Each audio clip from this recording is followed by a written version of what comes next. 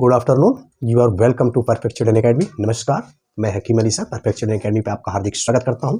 साथियों, myiasis first कैसे होती है उसमें हमने देखा था कि प्रोफेज हमारी किस तरह से चार पार्ट में प्रोफेज हमारी किस तरह से लिप्टोटीन, जाइगोटीन, पैचिस्टीन, डिप्लोटीन और डाइकाइनेसिस में पट जाती है। इसके बारे में हमने बात किया था।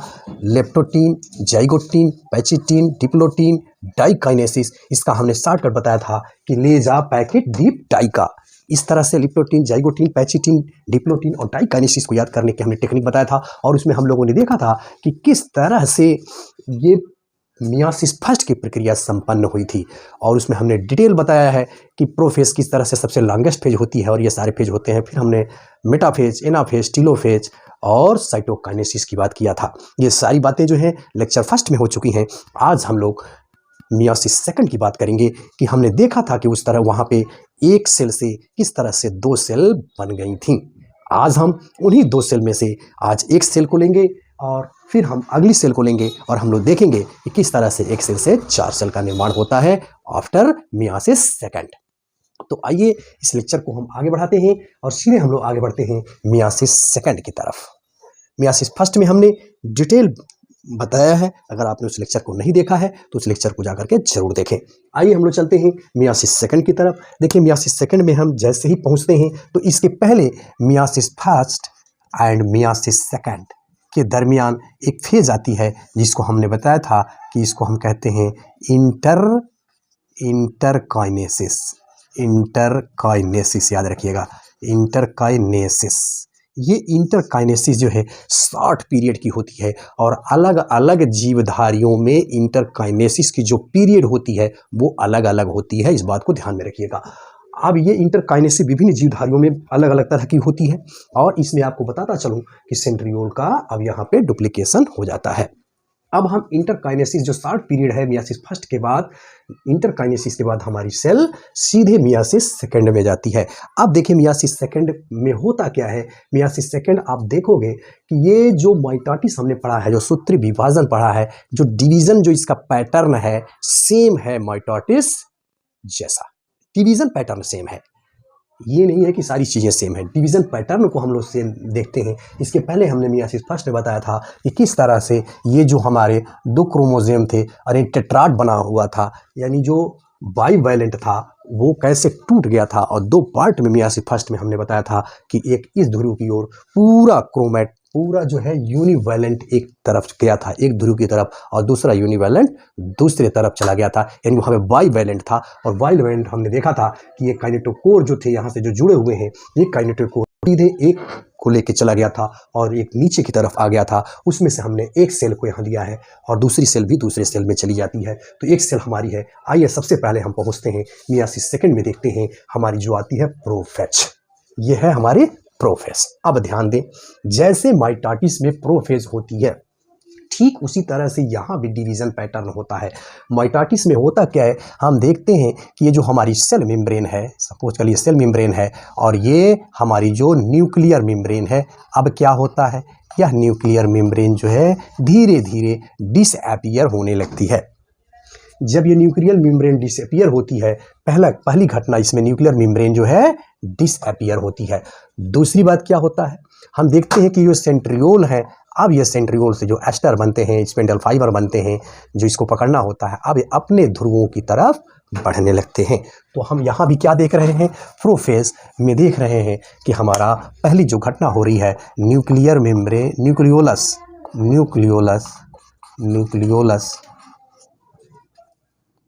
न्यूक्लियोलस क्या हो रहा है, डिसअपीयर हो रहा है।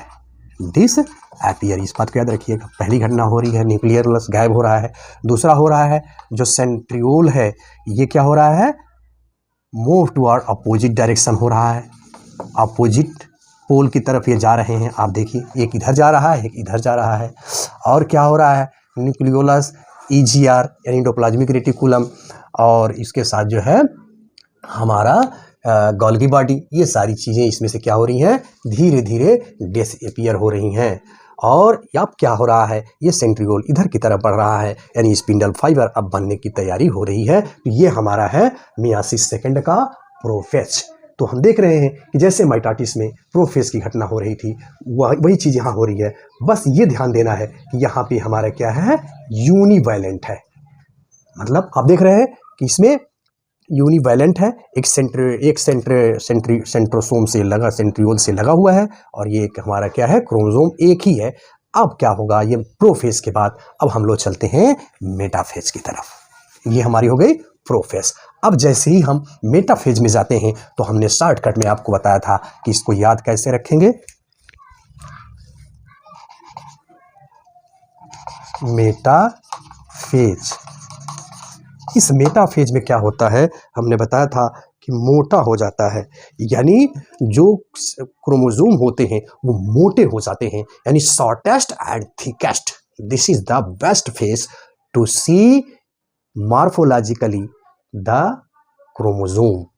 तो हम इसमें देखते हैं ये ऐसा फेज है कि मॉर्फोलॉजिकली और नंबर के हिसाब से हम मेटाफेज में यहाँ पे इसको देखते हैं कि शॉर्टेस्ट हो जाते हैं और थिकेस्ट हो जाते हैं, और बहुत ही अच्छी तरह से हम विजिबल हो जाते हैं। अब थोड़ा सा ध्यान यहाँ देना है कि अभी हम लोग मेटाफेज फर्स्ट में मियोसिस फर्स्ट में हमने मेटाफेज देखा था कि वहाँ पे जो इक्वेटोरियल प्लेट थे वो 2 हो गए थे। अब यहाँ पे क्या हो रहा है, इसे आप ध्यान दीजिए। यहाँ पे अंतर ये है कि आप देखिए मेटाफेज में हमने बताया था कि ये जो क्रोमोसोम होते हैं ये मेटाफेजिक प्लेट, या जिसको हम इक्वेटोरियल प्लेट कहते हैं, इस पे आकर के सजने लगते हैं। अब यहाँ देखिए, यहाँ पे मेटाफेजिक प्लेट आकर के यहाँ सज गए इक्वेटोरियल पर, या इसको हम मेटाफेजिक प्लेट कहते हैं। अब क्या होगा, इसको ध्यान से देखिए।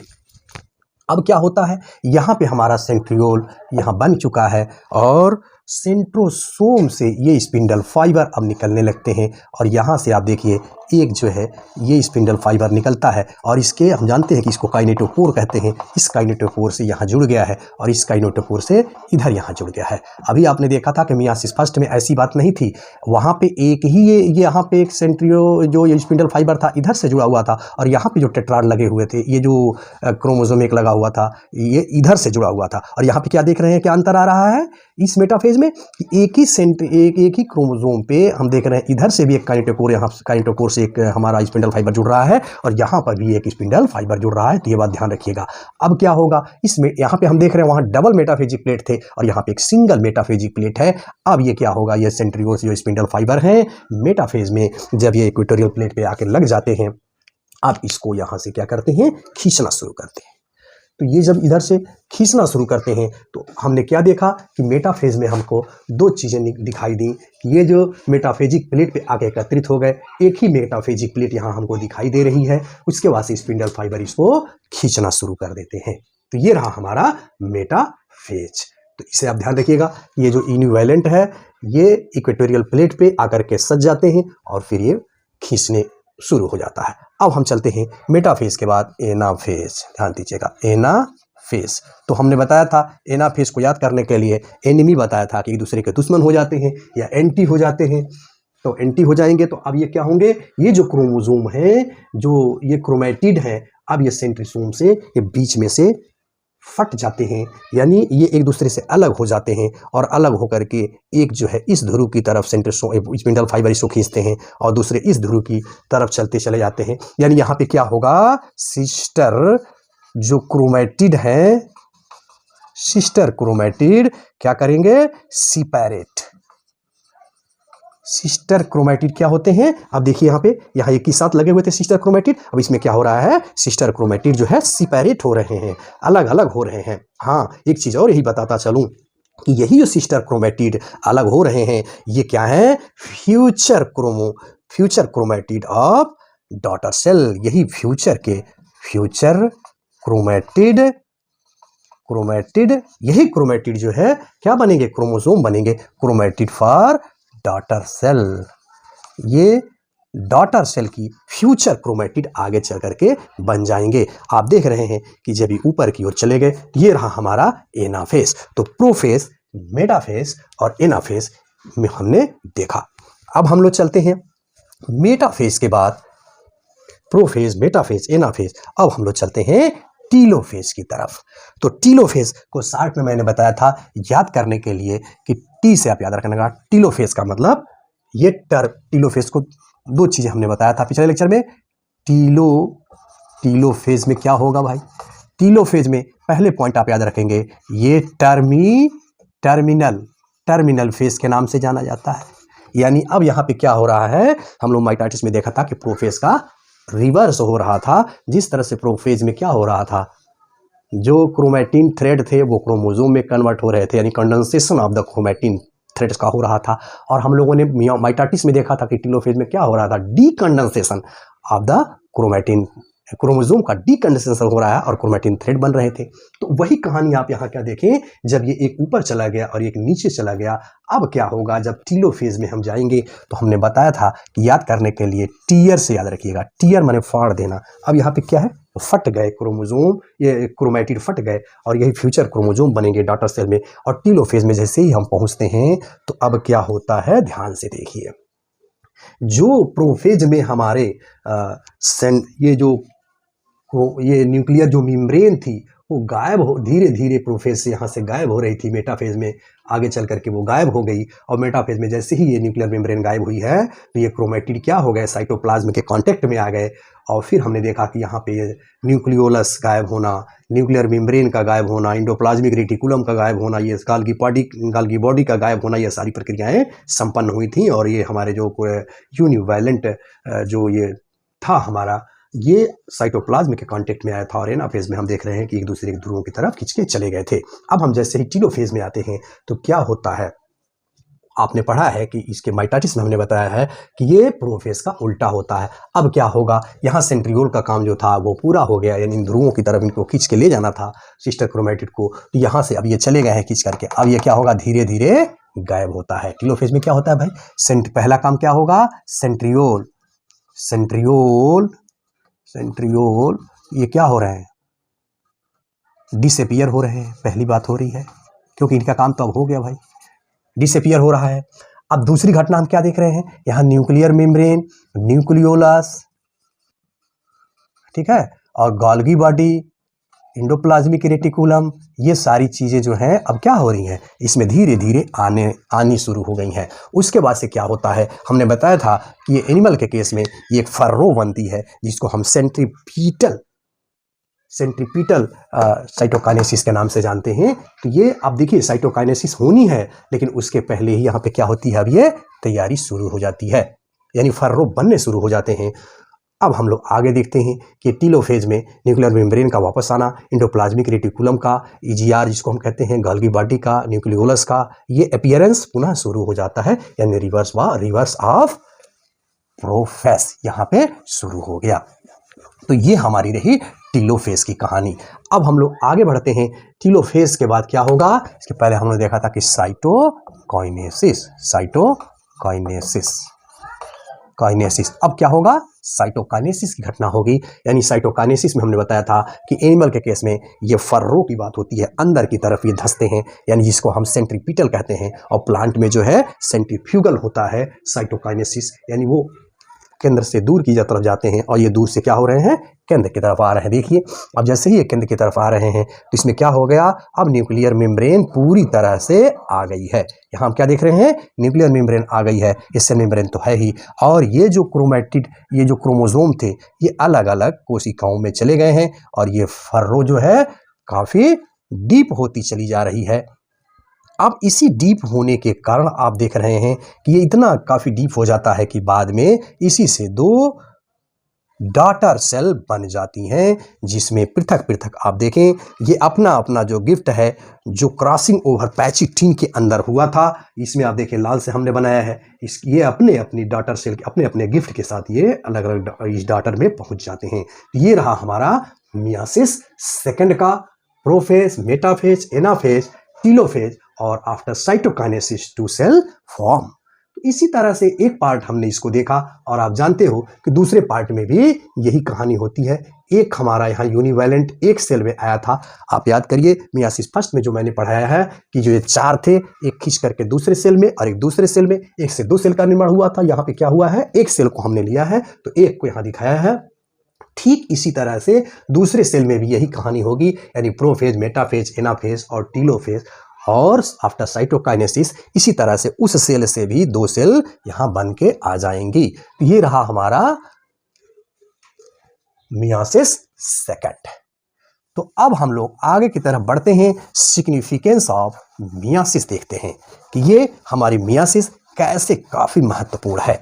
तो आइए देखते हैं सिग्निफिकेंस ऑफ मियासिस, यानी मियासिस से हमको फ़ायदा क्या मिला। तो देखें मियासिस में क्या आपने देखा, क्या नई चीज़ें मिल के आई। पहली बात हमको मिली यहाँ पे क्रॉसिंग ओवर की मिली, क्रॉसिंग ओवर, वेरी इंपॉर्टेंट। दूसरी चीज जो हमको मिली वो क्या मिली, गैमिटोजेनेसिस, गैमिटोजेनेसिस ये चीज मिली। और तीसरी चीज हमको क्या मिली है, फर्टिलाइजेशन। ये तीन बहुत ही महत्वपूर्ण चीजें निकल करके आ रही हैं हमारे मियासिस के थ्रू। इसको हम सिग्निफिकेंस के रूप में मान सकते हैं। आइए देखिए इसमें होता क्या है। अभी हम लोगों ने देखा कि ये वेरिएशंस लाने के लिए ये तीन चीज़ें बड़ी महत्वपूर्ण हैं। माइटोसिस में हमने देखा था कि सेम जो है वो डुप्लीकेट होता है, यानी सोमैटिक सेल में डिवीज़न होता है, उसमें हम लोगों ने देखा था कि क्रोमोसोम नंबर सेम हो जाते हैं और इसीलिए वेरिएशंस नहीं आ पाते हैं। लेकिन यहाँ क्या हो रहा है, वेरिएशंस लाने के लिए तीन महत्वपूर्ण कारक यहाँ जिम्मेदार हैं। हम आप देख रहे हैं कि क्रॉसिंग ओवर हो रहा है, यानी जब हम मियासिस फर्स्ट में जाते हैं तो प्रोफेज में जो पैकिटीन स्टेज है, उस पैकिटीन में क्या होता है, आपस में इन क्रोमैटिड का, नॉन सिस्टर क्रोमैटिड का क्या हुआ था, ऐसे रिकॉम्बिनेशन हुआ था, यानी इसकी भुजा कट के इसमें, यानी इसकी भुजा कट के इसमें गई थी। और उसमें आपने देखा था कि क्रॉसिंग ओवर की वजह से जो है जेनेटिक वेरिएशंस आते हैं, यानी विविधता आती है। और जब जीवधारियों के अंदर विविधता आएगी तो वातावरण में कोई भी चेंजेज आएंगे तो वो उसको बड़े आसानी से टैकल कर लेते हैं। तो ये क्रॉसिंग ओवर बहुत ही महत्वपूर्ण है जो वेरिएशंस लाने के लिए जिम्मेदार है। ये बात है मियासिस का, वेरिएशंस लाने का पहला प्लान।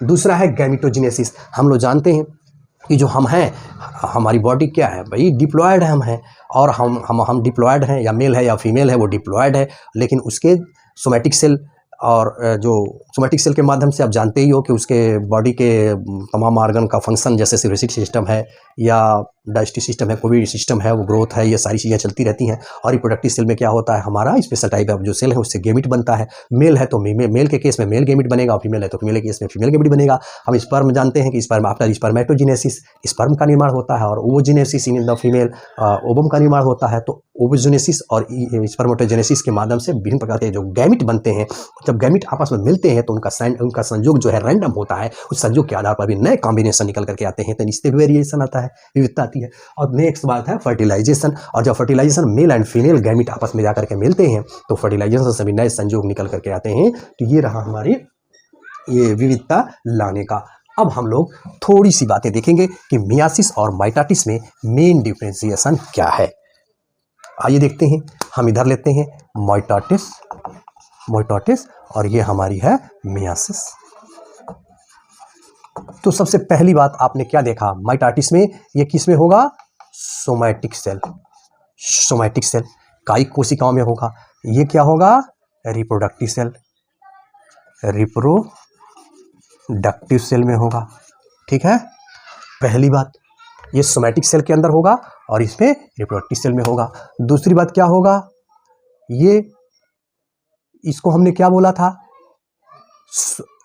इक्वेशनल डिवीजन भी इसको कहते हैं, इक्वेशनल डिवीजन याद रखिएगा। और इसको क्या कहा था, रिडक्शनल डिवीजन, रिडक्शनल डिवीजन की बात हुई थी। ये बातें आप ध्यान में रखिएगा। इसमें जो है क्रोमोसोम नंबर नहीं बदलते हैं, वही के वही रह जाते हैं। और इसमें क्या है, मियासिस में क्रोमोसोम नंबर डॉटर सेल में आधे हो जाते हैं। अब हम लोग थोड़ी सी बातें इसके प्रोफेज की और इसके प्रोफेज की करते हैं। प्रोफेज, आइए यहाँ से तुलना करते हैं। इसका प्रोफेज देखो भाई। अब इसका जो माइटोसिस का प्रोफेज आपने देखा, क्या देखा, पी मत से हमने बताया था आपको, पी मत यानी प्रोफेज, मेटाफेज, एनाफेज, टीलोफेज रहा। और इसमें हमने देखा था कि प्रोफेज है माइटोसिस के केस में सबसे लंबी होती है और एनाफेज सबसे शॉर्टेस्ट होती है। इसमें हमने देखा था कि ये छोटी है, काफ़ी बहुत बड़ी नहीं है। लेकिन जब इसमें हम जाते हैं तो इसके प्रोफेज में क्या होता है, प्रोफेज, मेटाफेज, एनाफेज, टीलोफेज, ये प्रोफेज जो है काफ़ी लंबी हो जाती है। इसमें हमने बताया था leptotene, zygotene, pachytene, diplotene, diakinesis, यानी ये 1 2 3 4 5 पेज में बढ़ जाता है। ले जा पैकेट डीप डाई का शॉर्टकट में याद करने के लिए हमने बताया था। तो यहाँ पे क्या देख रहे हैं, प्रोफेज छोटी है और यहाँ पे क्या है, प्रोफेज काफ़ी लंबी है। पहली बात तो ये बात आपके समझ में आ गई कि प्रोफेज में ये क्या घटनाएं हो रही हैं।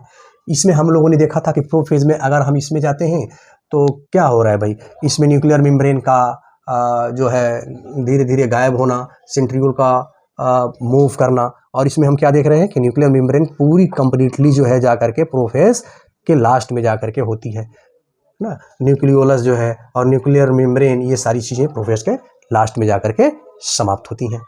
ठीक है, दूसरी बात अब आ जाइए, प्रोफेज के बाद हम प्रोफेज के अंदर एक घटना और देखते हैं।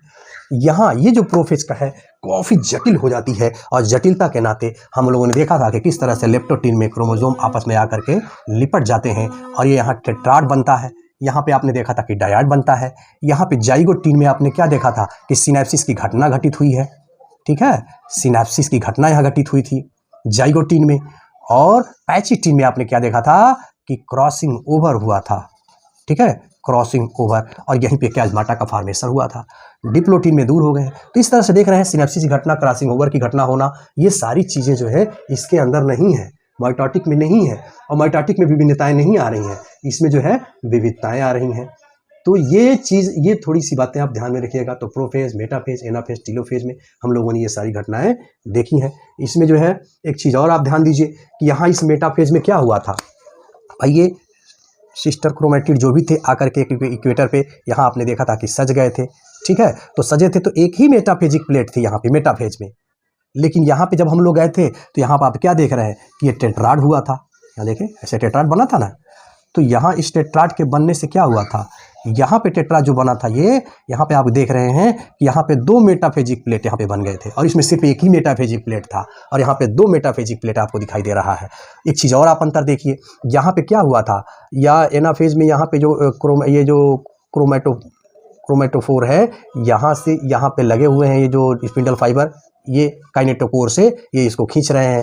तो आप देख रहे हैं एक ही जो हमारा क्रोमोसोम है, इसके जो क्रोमेटिड है, जो यूनिवैलेंट है, इधर भी लगा हुआ, इस काइनेटोकोर से भी लगा है, इस काइनेटोकोर से लगा है मेटाफेज में।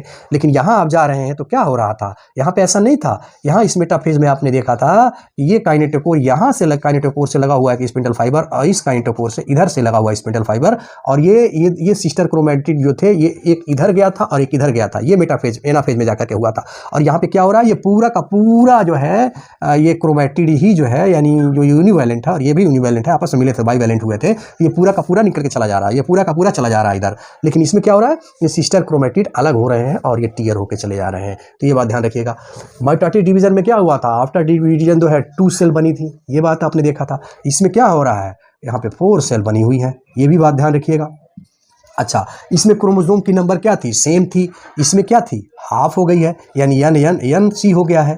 यहाँ पे क्या देखा था, 2N 2C की कहानी थी, तो वो कंटिन्यू रही थी। यहाँ पे क्या हुआ, 2N 2C की कहानी, तो अब यहाँ N और N यानी 4 इससे बन रहे हैं। तो ये थोड़ा सा अंतर है, इसको आप ध्यान रखिएगा। क्रॉसिंग ओवर की घटना इसमें हुई है, इसमें नहीं हुई है। वेरिएशंस इसमें ज़्यादा आते हैं, वेरिएशंस नहीं आते हैं। इसमें जेनेटिक स्टेबिलिटी बनी रहती है, इसमें जेनेटिक स्टेबिलिटी नहीं बनी रहती है। तो ये कुछ अंतर है जिसे आपको ध्यान में रखना है। अब हम लोग कुछ बातें ध्यान रखेंगे। तो वेरिएशंस लाने में हमने क्या देखा कि महत्वपूर्ण जो फेजेस आई हैं वो हमारा पैचिटीन है, क्योंकि इसी पैचिटीन में क्रॉसिंग ओवर हुआ है, और हमारा दूसरा जो है आप देख रहे हैं कि ये एनाफेज वाले स्टेज में। तो इस तरह से वेरिएशंस लाए जाते हैं। अब हम लोग थोड़ी सी बातें कुछ न्यूमेरिकल की कर लेते हैं। आइए देखें, कुछ इस पे न्यूमेरिकल भी पूछे जाते हैं कि आप बताइए कि इसमें कितने सेल बनेंगे, इसमें क्रोमेटिड कितने होंगे, क्रोमोसोम कितने होंगे। तो इस तरह की चीज़ें भी पूछी जाती हैं। तो अभी हम लोगों ने मियासिस और माइटोसिस दोनों देखा। माइटोसिस हमने इस प्रीवियस लेक्चर में बताया, और मियासिस की फर्स्ट की बात हमने इसके प्रीवियस लेक्चर में बताया है। आज हमने मियासिस सेकंड की बात की। अब आइए एक क्वेश्चन लेते हैं हम लोग और देखते हैं कि किस तरह से इसमें क्रोमोसोम और क्रोमेटिड की बात की गई है। आइए देखते हैं। इन ए ओनियन सेल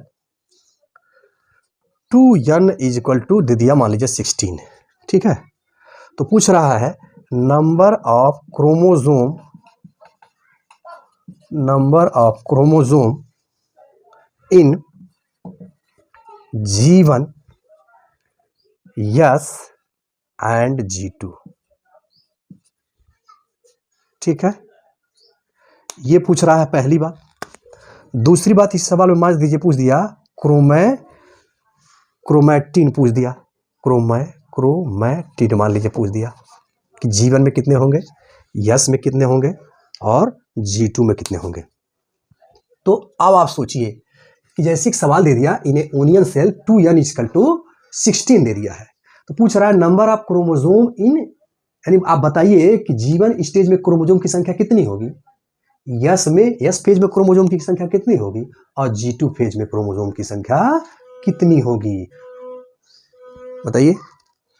देखिए ध्यान दीजिए, हम लोग जानते हैं कि जैसे ही G1 स्टेज में ये पहुंचेगा तो क्रोमोसोम क्या होंगे भाई, क्रोमोसोम तो वही है, यहाँ पे यह 16 ही रहेगा, क्रोमोसोम में कोई चेंजिंग नहीं होती है, क्योंकि नंबर ऑफ जो क्रोमोसोम होते हैं वो नहीं बदलते हैं, क्रोमोसोम नहीं चेंज होता है। हाँ, डीएनए का जो कंटेंट है वो डबल हो जाता है, तो यह क्रोमोसोम कितने हो गए, 16 ही रहेंगे, क्रोमोसोम तो बदलेगा नहीं। ठीक है भाई, क्रोमोसोम बदल जाएगा तो डिस्टर्ब हो जाएगा। अब आ जाइए क्रोमैटिड, तो G1 फेज में देखो भाई क्रोमैटिड कितने थे, 16 ही रहेंगे, और आप जानते हो कि क्रोमैटिड की संख्या जो है S फेज में सिंथेसाइज होता है, बढ़ जाती है, तो अब यहाँ क्या हो जाएगा, 32 हो जाएगा। ठीक है, और G2 फेज में भी जाएंगे तो ऐसा थोड़े कि फिर बढ़ जाएगा, नहीं, ये भी 32 ही होगा। तो इस तरह से इस सवाल को आप ध्यान दीजिएगा कि इन्हें ओनियन सेल 2n = 16 दिया है, तो number of chromosome in G1 S या G2 फेज में पूछ लेगा, तो आपको ध्यान दे रहा है क्रोमोसोम नंबर वही रहेगा, क्रोमोसोम में कोई चेंजिंग नहीं होगा, क्रोमैटिड में हाँ ये चेंजिंग हो जाएगा, तो ये बात ध्यान रखिएगा। अब एक सवाल और लेते हैं हम लोग। अब मान लीजिए दे दिया in a pollen number of chromosome in a pollen number of chromosome is equal to 10 मान लीजिए दे दिया। ठीक है, तो पूछे अगर तो number of chromosome in diploid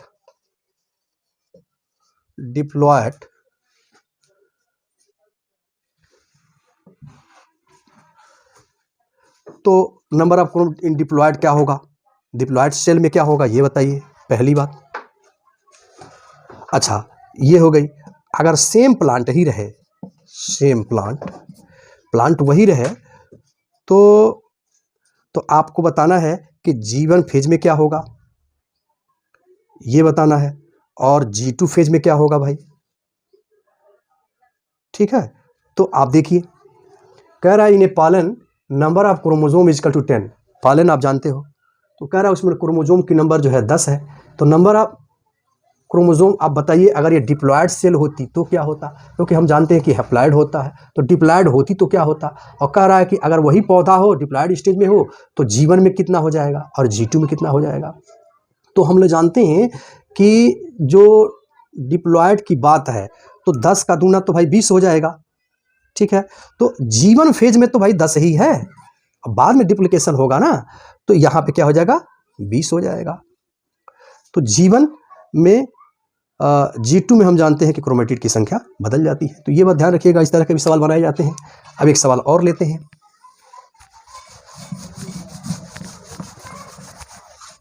आइए देखते हैं, एक सवाल और देखते हैं। जैसे मान लीजिए इसने दे दिया कि हाउ मेनी generation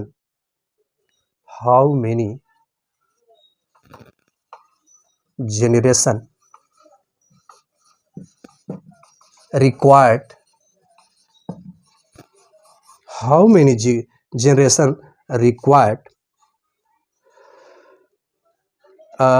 मान लीजिए how many generation required for formation of 4 cell, मान लीजिए दे दिया, एक सवाल बना दिया कि how many generations required for formation of 4 cell, तो 4 सेल अगर आपको बनानी है तो कितना पीढ़ी लगेगा ये पूछ दिया, तो आप कैसे निकालोगे। तो देखो भाई डिवीजन निकालना है तो जितना दिया है, पहली बात ध्यान दीजिएगा, डिवीजन कितना लगेगा, मतलब कितना विभाजन होगा, तो जितना ये दिया होगा इसको शॉर्टकट में याद करने के लिए करना क्या, किसमें से एक घटा देना भाई, तो ये हो जाएगा डिवीजन 3 हो जाएगा, डिवीजन इसमें कितना हो जाएगा 3 हो जाएगा। और जनरेशन जो है, जनरेशन निकालने के लिए फार्मूला लगाएंगे आप, जनरेशन 2 पे n इजकल टू x, इस सूत्र को याद रखिएगा, इसके माध्यम से हम लोग निकालेंगे। तो जैसे 2 पे हमने n रख दिया और x के जगह पे हमने 4 यहाँ रखा है, तो इसको घातांक के रूप में इसको भी हम कन्वर्ट करेंगे तो क्या हो जाएगा, 2 पे 2 घात, यानी और घातों की जब हम तुलना करते हैं तो यानी इजकल टू क्या हो जाएगा, 2 हो जाएगा। तो ये हमारा क्या होगा, 2 हमारा जनरेशन होगा और 3 जो है डिवीज़न होगा। इस बात को ध्यान में रखिएगा। अब आइए थोड़ा इसको और तोड़ते हैं। जैसे सपोज कर लीजिए, इसको हम लोग ऐसे कर लेते हैं, देख लेते हैं कि ये 3 आ रहा है ना और ये 2 आ रहा है, तो ये कैसे आ रहा है। जैसे मान लीजिए ये हमारी पहली सेल है, ठीक है। अब इससे क्या होगा, 2 सेल बनेगी, ठीक है। और इससे क्या होंगे भाई, 2 सेल फिर बनेंगी। तो 4 सेल तो मिल गई ना, 1 2 3 4, देख रहे हैं। तो 4 सेल मिली, तो 4 सेल तो हमको मिल गई। अब इसने पूछा कि डिवीज़न कितना हुआ और जनरेशन कितना हुआ। तो डिवीज़न देखिए भाई, डिवीज़न हमको कितना मिल रहा है, देखिए यहाँ पे डिवीज़न हम लोग का 3 आ रहा है ना। तो आप देखो 3 कैसे, ये पहली है सेल, ये डिवाइड की है ना, तो ये दूसरी हो गई और ये तीसरी हो गई। तो डिवीज़न कितना मिल गया, 1 2 3। आप देख रहे हैं डिवीज़न कितना आ रहा है, 3 आ रहा है। इस तरह से भी 3 आ रहा है, ठीक है। अब देखिए दूसरी बात जो पूछा है, जनरेशन कितना लगेगा भाई। तो जनरेशन में देखें हमारा 2 आ रहा है, तो इससे देखते हैं। देखिए जनरेशन क्या है, ये पहला हमारा पहला क्या है हमारा, मियासिस फर्स्ट हुआ है, ठीक है। तो ये पहला जो जनरेशन हुआ और यहाँ हम जब गए हैं तो ये दूसरा जनरेशन हुआ। देखिए इसी से इससे 2 सेल बन गई, इससे 2 सेल बन गई। तो इस तरह से हमारा ये जनरेशन 2 हुआ और डिवीज़न हमारा 3 हुआ। तो इस तरह के सवाल बनाए जाते हैं, तो इन बातों को ध्यान में रखिएगा। तो ये रहा हमारा brief description about myiasis second. तो मुझे उम्मीद है कि यह लेक्चर आपको पसंद आया होगा। अगर आप चैनल पर नए हैं तो इस चैनल को सब्सक्राइब करें, लाइक करें, कमेंट करें और शेयर करना बिल्कुल न भूलें। थैंक्स।